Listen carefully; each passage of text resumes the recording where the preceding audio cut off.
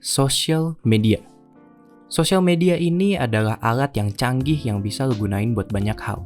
Mulai dari kenalan dengan orang baru, tempat mengolah kreativitas, tempat belajar, mencari informasi, dan bahkan berbisnis. Sosmed kalau digunain secara tepat bisa membuka hati dan pikiran kita akan dunia di luar sana. Tapi, kalau digunain secara salah, penggunaan sosmed bisa ngerugiin kesehatan dan kesejahteraan mental lo.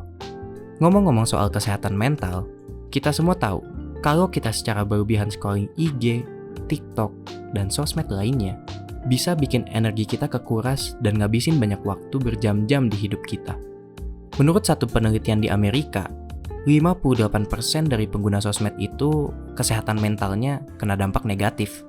Nah, masalah mental yang paling sering terdampak karena penggunaan sosmed yang kurang baik itu salah satunya rasa cemas, depresi, ketidakpuasan akan hidup, FOMO, fear of missing out, dan image yang jelek akan diri sendiri.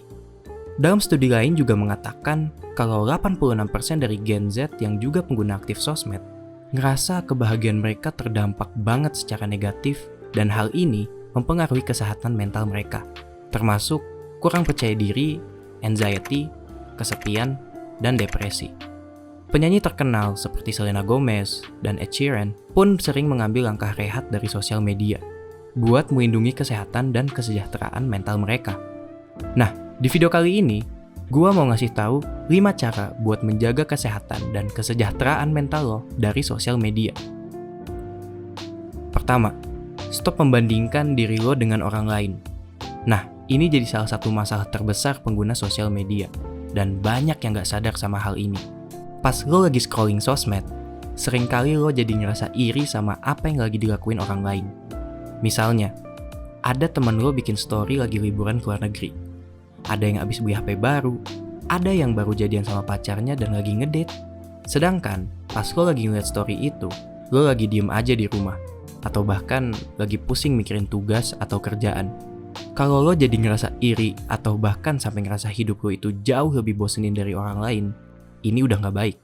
Solusinya adalah, lo harus ingat kalau lo itu gak boleh ngebandingin kehidupan lo dengan orang lain. Karena yang lo bandingin itu gak setara, atau gak apple to apple. Gak mungkin kan lo ngebandingin seluruh hidup lo sama satu highlight story orang lain. Ingat, kalau yang dipost di sosmed itu cuma hal-hal yang terbaik aja. Lo gak ngeliat seutuhnya dan ada apa di balik itu semua. Kedua, kurangin waktu main sosmed. Pas ada notif muncul di HP lo langsung ambil HP lo dan ngecek notifnya kan. Abis itu, lo lanjut scrolling main sosmed dan gak terasa lo udah ngebuang banyak waktu. Menurut statistik data yang ada, orang Indonesia itu ngabisin waktu buat main HP sebanyak 6,8 jam tiap harinya. Angka ini udah jauh lebih gede dari rata-rata negara di dunia. Dan Indonesia jadi salah satu negara yang orang-orangnya pakai HP dengan durasi yang lama. Mulai dari anak-anak sampai orang dewasa. Semuanya ngabisin waktu buat main HP dengan jumlah yang banyak. Solusinya adalah tetapin batas waktu lo main sosmed. Mungkin banyak dari lo yang memang pakai sosmed itu buat hal-hal yang bermanfaat, atau bahkan nyari uang dari sosmed. Tapi kalau lo cuma scrolling gak jelas dan ngabisin waktu, mending lo batasin waktu main sosmed. Coba kurangin dikit-dikit sampai lo bisa batasin diri lo buat main sosmed kurang lebih maksimal 30 menit aja tiap harinya.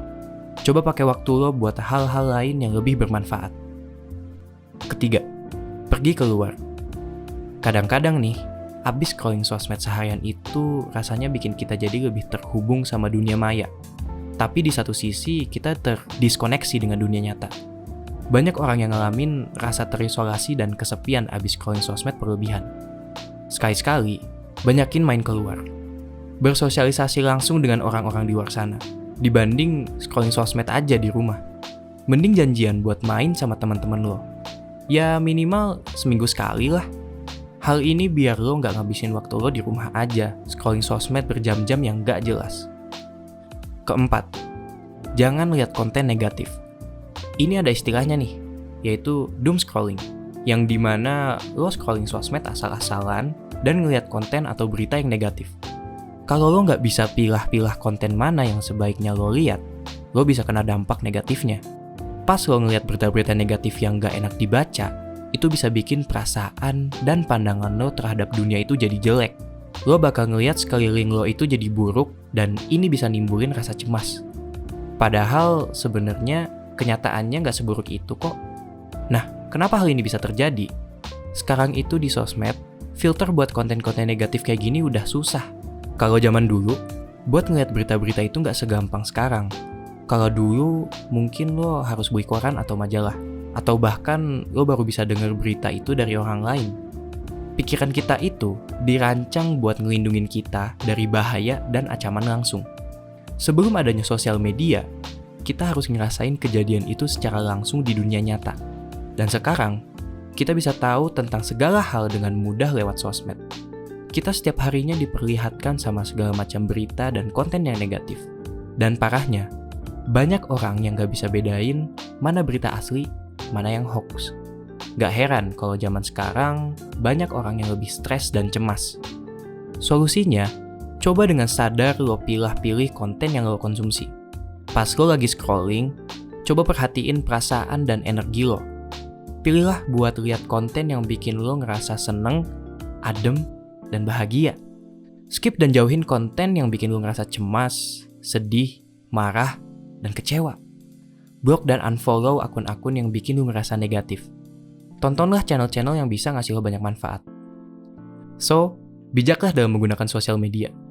Gunain sosmed buat ngasih lo manfaat, bukan malah sebaliknya.